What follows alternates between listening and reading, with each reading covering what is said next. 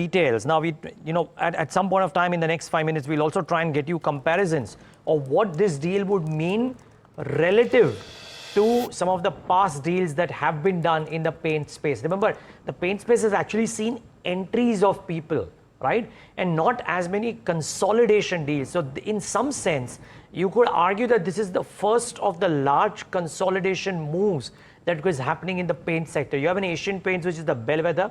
You have Grasim, which has entered this sector with a lot of muscle power and a balance sheet heft behind it and have put that to work. Berger has gained market share as the year went to a close.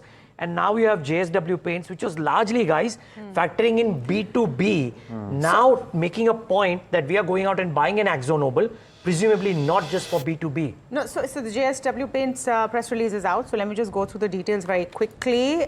They've entered into a definitive agreement to acquire up to 74.76% stake in Akzo Nobel and its affiliates, maximum consideration of up to 8,986 crore rupees. So we now have that figure in, of course, subject to approval from CCI, etc.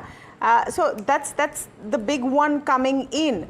And it really places, I think, JSW Paints in the number 4 category, if not number 4 or number 3. Mahima joining in for more on that. She's been tracking that story as well. But here now we know the number of the acquisition, a little shy of the 9,000 crore rupees, which was reported this morning by various newspapers. So it's 8,986 crore rupees, which is the number. And the stake which will be acquired is up to a 74.76% stake by JSW Paints. Let me go across to Mahima, who has more details. So Mahima, just give us the context of this and why this is so significant, because we've been seeing different kind of a consolidation in the paint space. Absolutely, and as you rightly mentioned, the deal is just slightly away from what the media reports were suggesting. Now, as everybody knows, JSW is set to acquire Akzo Nobel, and this is promoters that are selling their entire stake. 2 promoters in the company are selling their entire stake. Imperial Chemical Industries, that is holding around 50.46%, is selling its entire stake, and Akzo Nobel Coatings International BV, holding 24.3%, will also sell its entire stake. So this will also trigger an open offer going forward. Now, just to give viewers a perspective of the timeline as to how these things have panned out for Akzo Nobel. February 2025, there was Blackstone which joined the race to acquire Akzo Nobel. A month ago, JSW Paints was in conversation to acquire the Deluxe brand, and that has now fruitified.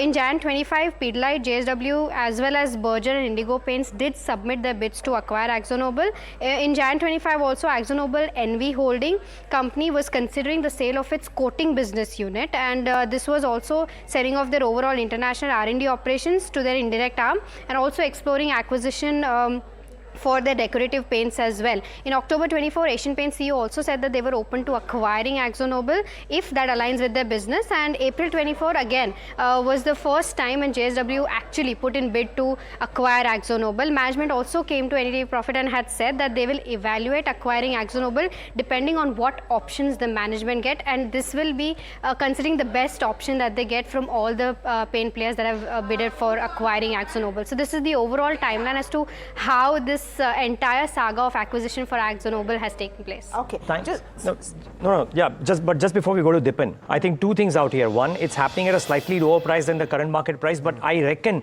this should be construed positively for Akzo Nobel shareholders because a large and an aggressive company will come to the fore. I also reckon it could be negative for some of the other paint companies because now there are 4 large players entrenched here.